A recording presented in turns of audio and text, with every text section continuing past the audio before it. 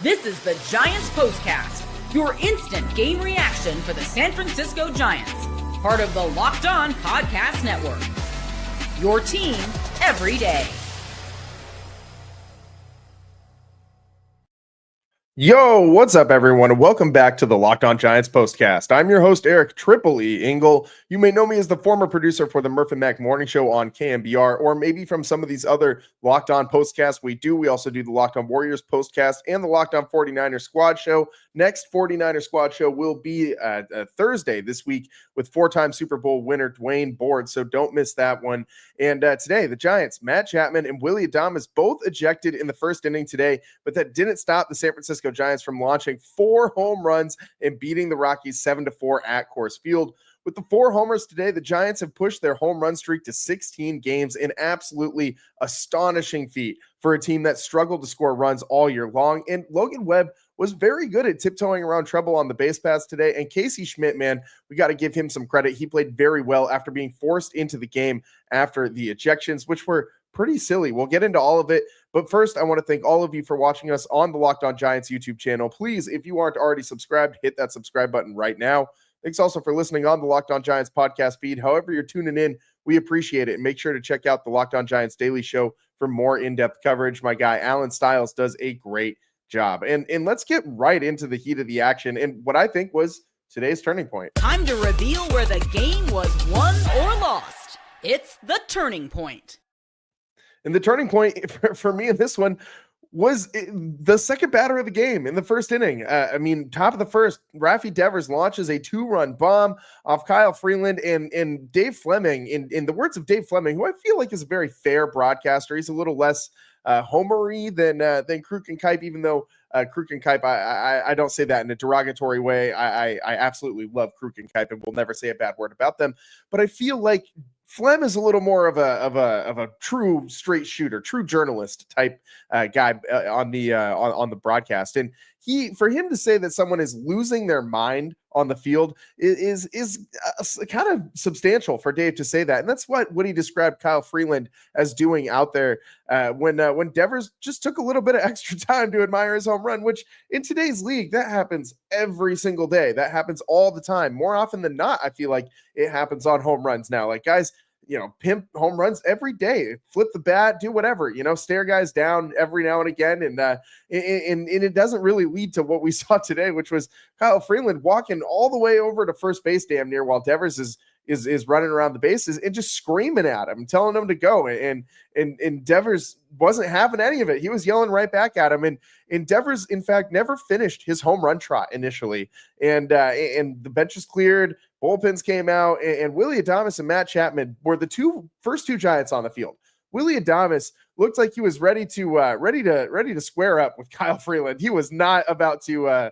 He was not messing around, and that's the kind of teammate that you love to have. If especially the camaraderie between Rafael Devers and Willy Adames. They're both Dominicans. They've both played baseball with in the same inner circles for a very long time. All those guys from the DR are very close with each other in that sense. And so you saw Willy Adames go into his guy's defense. He was on the field so fast, ready to go. And Chapman and Adames were tossed from this game.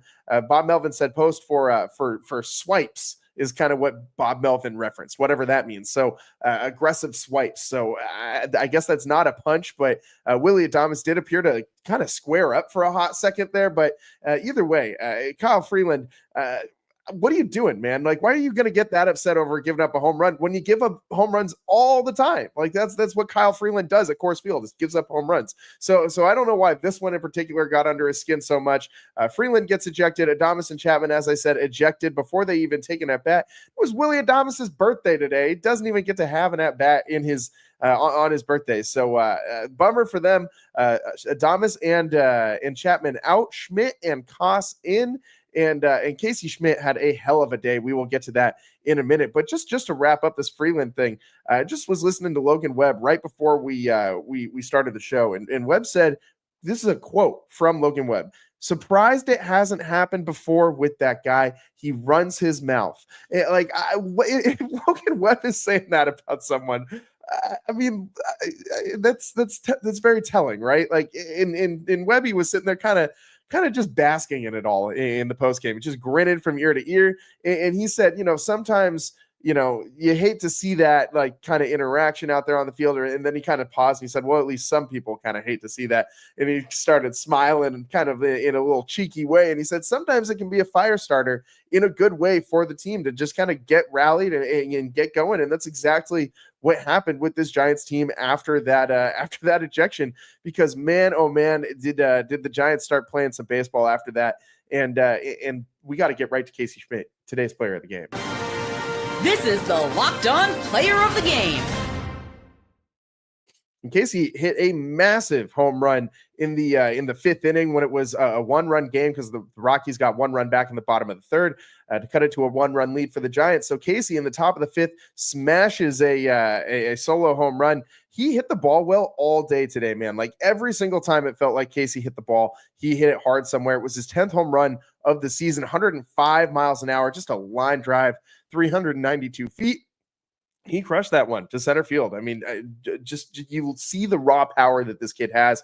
He continues to play really well. And don't forget, this guy got plunked on the inside of his right elbow last night. It had to be removed from the game. So he was absolutely not planning to play today. This was an emergency go get in there right now situation. I don't even think Casey was going to come in as a pinch hitter in a close situation today. I mean, maybe, but I feel like Casey Schmitt would have just got the whole day off if nobody got suspended or nobody got ejected in this one. In the Freudian slip there, I do kind of wonder if the suspension will happen for either Adames or Chapman, considering that they were thrown out for swipes, which sounds kind of almost like, you're insinuating that they tried to strike the opponent, which anytime that you have that going on, that's probably going to warrant at least a look at a suspension. I really hope it doesn't come to that. Bob Melvin said post-game that he doesn't think it should and that he hopes it doesn't as well. But we'll see. We'll see what happens. I think there have been suspensions in baseball for dumber things than this. So we'll see what happens. Hopefully it doesn't come to any of that garbage. But nonetheless, Casey Schmitt today stepping in during the fire drill and just really playing some great baseball, man. He picked up 2 hits, that solo home run, as I said, his 10th home run of the season. He also added a single later on in the game, hit 2 balls pretty deep into the outfield, and just in general was very good in the field today as well. I mean, he was pretty solid, or excuse me, not in the field. That was Devers that I wanted to get to, but Devers stepping in at third base and playing some great defense, man, out there. I mean, rolling the double play with Schmidt involved in that one as well. But Schmidt and Koss playing up the middle with the suspensions I keep saying suspensions with the ejections in this one, and hopefully these Freudian slips aren't a premonition into the future about what's going to happen with Willy Adames and Matt Chapman. Man, I really don't think it should warrant a suspension, but I am worried about it. If you can't tell, it keeps coming back up in my subconscious. But the Giants today, a very solid offensive outing yet again. Those 2 home runs that we discussed weren't the only home runs that the Giants had. In fact, they had another one in that top of the 5th inning as well. Wilmer Flores, his 15th home run of the season. This one was a Coors Field special, 97.6 miles an hour, 385 feet on a fly ball to left field. At Oracle Park, that is a fly out to the left fielder, an F7 in the book. But Wilmer, hey, it's 15th of the year. He's slowed down a lot, obviously, since his very hot start in the beginning of the season. But hey, we'll take it at Coors Field for Wilmer. That was also a big one, as it gave the Giants a 5-1 cushion, which you can never get too many insurance runs at Coors Field. And that's exactly what Pat Bailey did for the Giants later on in this one as well, because in the Rockies got one in the 5th, and then a Goodman home run in the 7th gave them 2 more. So the Rockies narrow that gap to just 1 run yet again. And in the 8th inning, Pat Bailey smashes a home run, his 3rd of the season, in the 4th of the night for the Giants. It got a change up right over the heart of the plate, and he crushed it. 100 miles an hour, 392 feet. Pat Bailey, with a big swing of the bat, gives the Giants a 3-run lead, which they held on to for the rest of this one, winning 7-4 out there at Coors Field. And just a solid day from this Giants offense yet again, and this streak continues. As I said, 16 consecutive games with the home run, 4 home runs today, and it's the longest streak for the Giants, the longest consecutive games with a home run streak in the San Francisco era. Like, this is something that has not been done by even like the Barry Bonds teams, the best, offensive production teams that I've seen in my lifetime have not even done this for the San Francisco Giants. So, I mean, this is a pretty incredible stretch, and it's even more insane to think about what like this team that's doing it, right? Like it's crazy to me that this team was so bad offensively for so long, couldn't hit water if they fell out of a boat bad, and now they're out here just running into home runs left and right. And it's not like they're getting wall scrapers every time either. Like Casey Schmitt home run, I mean, it didn't get up very high into the atmosphere, but man, did he crush that ball. Like all these home runs that the Giants are hitting, I mean, it's like Rafi Devers just set the Giants StatCast era record for the hardest hit home run by a San Francisco Giant in the StatCast era. Like, it's crazy how this is just coming in bunches for the Giants, and 4 more today. They had a bunch yesterday as well. It just feels like this offense cannot be stopped. 13 hits today, 7 runs for the Giants. And just, I mean, they only had 3 runners in scoring position, but it didn't really matter because they just kept crushing home runs, man. And a great defense as well to help out Logan Webb. We got to talk about some of that. Rafi Devers third base play with the 2 double plays he turned, pretty crazy stuff. And Logan Webb, a very Logan Webb-esque day out there on the bump for the Giants. We'll get to all that and more next on the Locked On Giants postcast.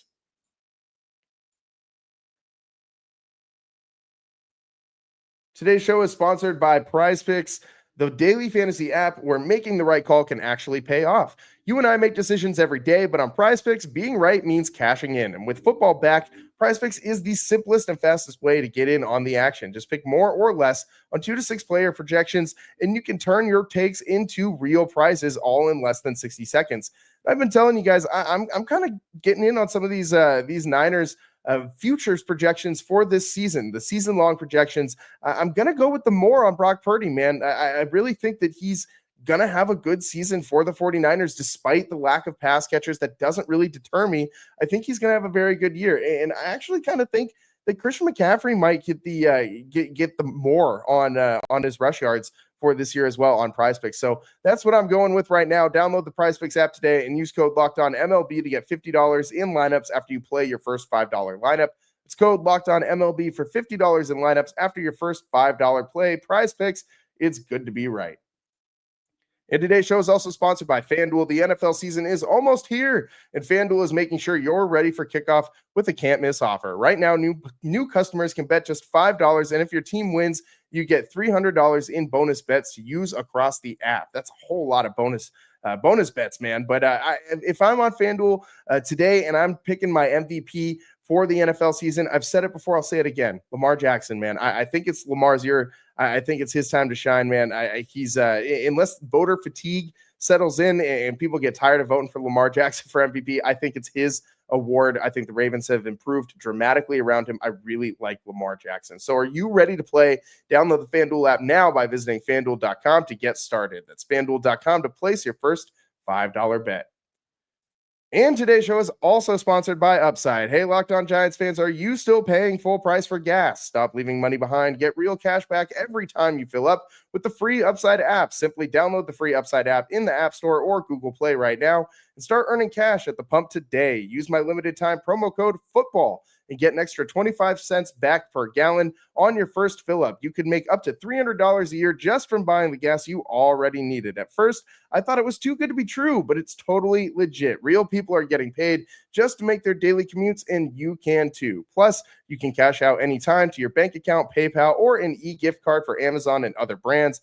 Don't let this offer drive on by. Download the free Upside app now using my limited time promo code FOOTBALL for a limited time 25 cent per gallon bonus. That's promo code FOOTBALL. Offers vary by user and location. Go to upside.com for terms and conditions. Welcome back to the Locked On Giants postcast. I'm your host, Eric Triple E Engel, and today the Giants crush 4 home runs on their way to beating the Rockies 7-4. They hand Colorado their 100th loss of the season. That's a tough life, man. Being a Rockies fan, I salute anybody who is enduring this in that fan base and stands by. I mean, it's just got to be, you just got to love baseball in order to root for a team like that. You cannot be a fair weather fan and rooting for the Rockies. It will just not be a very fun life for you. But the Giants, they improved to 1 game over 500, 70-69 This team's got some life, man. Winners of 9 of their last 10.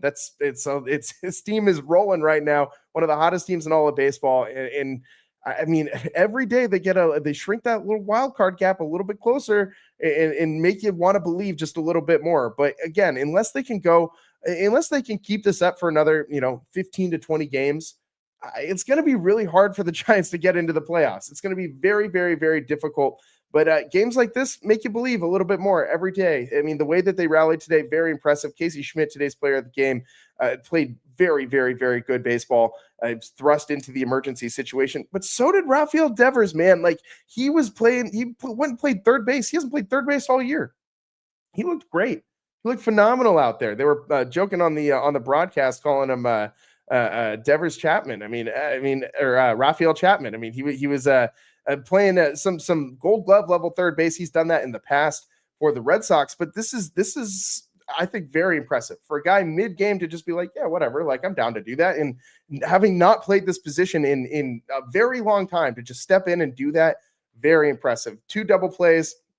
One got him out of a very clutch jam where it saved a run.